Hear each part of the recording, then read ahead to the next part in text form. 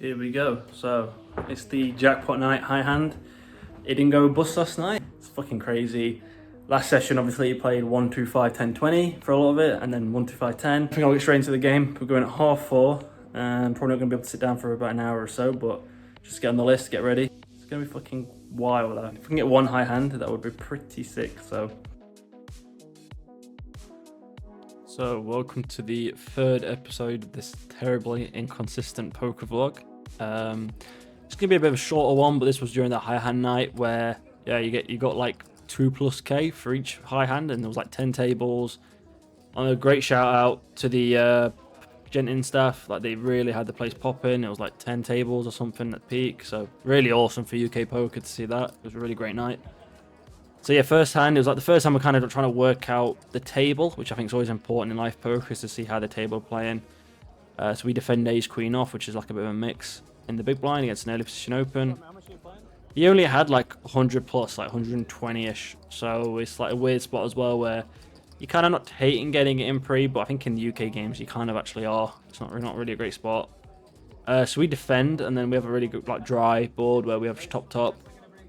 We raise a c-bet. Get it in. He said something like 2 pair, and I was also like, how do you have 2 pair? I think he might have been asking me, I don't know. But we somehow hold on this run out, and yeah, really nice way to start the session. Winning a nice pot, and kind of like, you know, honestly, it was just like I think a precursor to a really good session. The table was pretty soft, so kind of understanding this, I just went for a lot of c-bets, a lot of free bets. Kind of use aggression to run them over. There was a lot of limping going on. The players at the table were pretty weak. To my left, I had like a guy I've seen play in some cash games who's kind of just average, I think, whatever. And then a very, very miserable dirt reg, who I think I've seen one time in a tournament before. So those two are pretty bad for the game. But we're 2 Donny lads, guys from Doncaster, who sometimes play in Sheffield. They're great for the game. They're great fun. And so, you know, yeah, we just kind of like took aggression and like tried to take good spots and just really couldn't lose a pot. I genuinely think throughout this whole night, especially post flop, I don't think I lost a pot. And here's a good example where I kind of like raised. So I think we just check it down, or I think I see a bit of like ace high. He calls the turn. Whether we check it somehow, we're good against like a worse ace high or like king high or something. So, you know, just ran really good this session.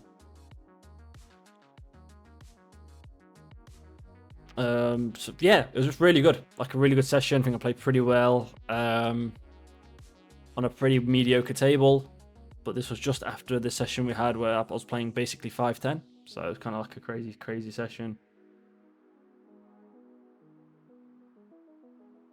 And yeah, I think we generally played pretty good.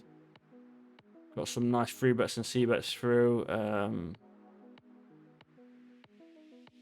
I think there was like even a couple of hands obviously I missed, which I've been a common theme with me on vlogging, but I always miss some hands too.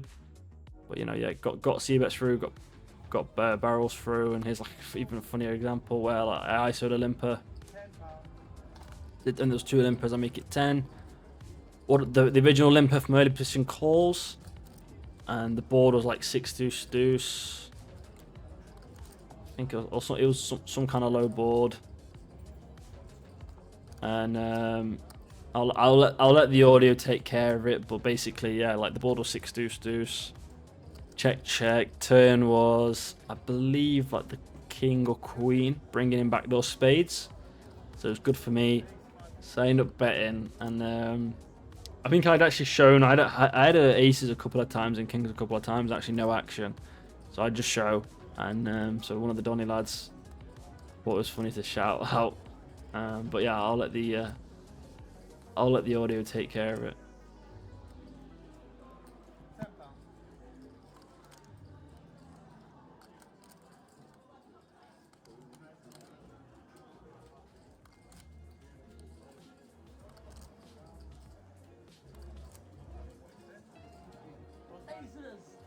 Aces.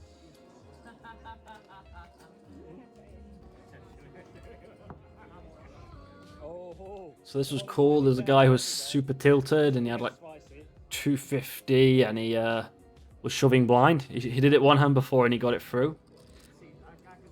So I'm in the straddle. I was straddling, just trying to keep the game a bit alive, try and get something going, even though no one else was putting the straddle on, other than the Donny lads. But that's fine, you know, is what it is. Oh. Right, this first one's good. First one's good. I don't know mine yet. All in. I'm alive, lads, I'm alive. Oh, you got an ace? We are literally, we just got after the So he turns over ace jack off and says I have no outs, which was funny. Yeah, I don't like. It's kind of a brutal run out.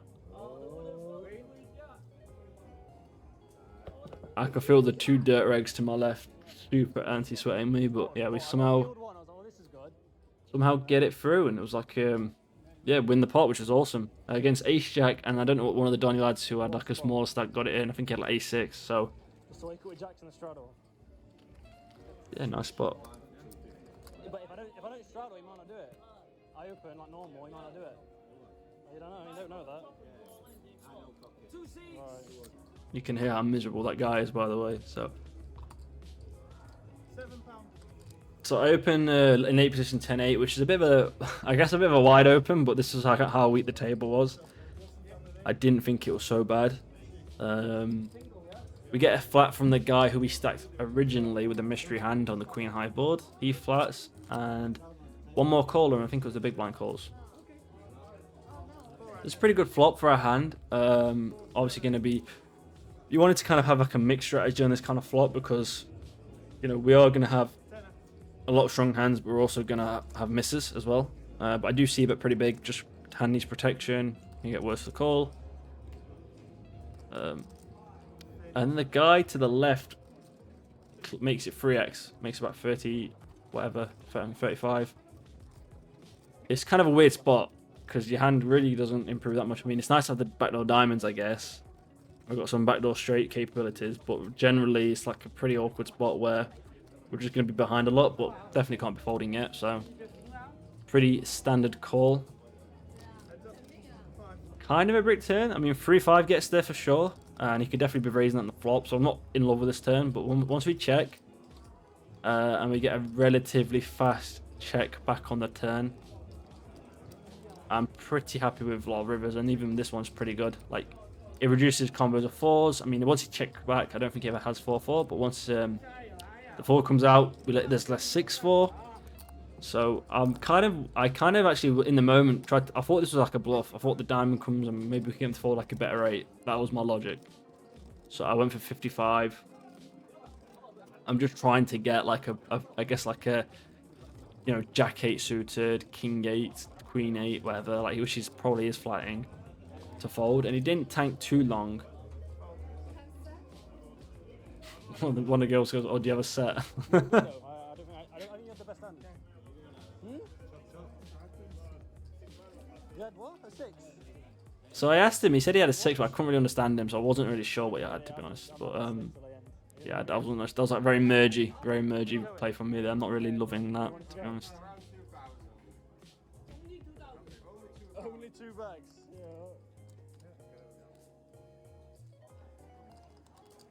Mate, it's so good. And it's about that he made it the ace. I'm probably going to go in the next 15.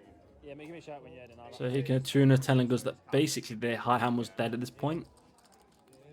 So we kind of agreed, yeah, we'll call the session. 2 minutes left. Yeah, so I isolated some limpers, and I think pretty much all of them came along, and it's like it's a good board for range, but when you're kind of like 4 ways, it's not actually that good. I think betting this hand, which has a lot of nice backdoors, a lot of nice turns, so it checks through pretty quick. And yeah, this is a turn I'm definitely be betting. So I went for kind of a small bet. You don't really, I don't really want to bet too big and then get raised on it. We still get raised. I think we got raised by 55. I have to make it 15 by the same guy from the previous hand and from the ace queen hand. So take that into consideration. I'm never folding here. My thought process for like taking a few seconds was like, do we ever have any free bets here? Especially having that 9, it's really important. We have like a lot of 8-9 in range. So it's a question of like, do we just free bet and try and get him to fold these kind of crazy hands? Like if we can get him to fold like king, queen, or some of these kind of hands, it's pretty cool. But yeah, I call his raise. Obviously, lots of nice turns. Also, lots of nice rivers for us, and we do hit one with the 7. So it's a question of like, where do you get your value from? And I think you get your value here from checking. Like, you just let this guy blast off. Like, here's a blaster. We don't really need to try and get worse to call here like an ace and bet small, where we can just check and see if he just blasts off with bluffs or with worse, which I think he does. So he made it pretty big, 120. Obviously, I don't take too long before calling. Like, there's not really much to think about. Never folding. I called you. You have to show. I called, you have to show. So he wouldn't show his cards. Show. Yeah, I'm not happy with what I did here. Like, so I do apologize. He just was sat there. He wouldn't show his hands.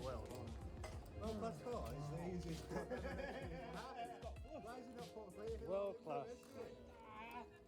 Nah, because I don't think he's betting and calling worse. So yeah, the dirt reg was saying why didn't I jam, which is, again, that's why he's a dirt reg. Like, he doesn't know what he's talking about. I shouldn't be jamming. No, not on a pair board. He's raising that much on the turn. 7 in the river. Easy call for him. Easy call. Yeah, if it's 7, I check jam, yeah. Yeah, I shouldn't turn over my opponent's cards. That's just a really big mistake from me, so something I'll learn from and not do it again. I know, but if once I put the stack in, it's a call. You have to show. I said call. I said I call.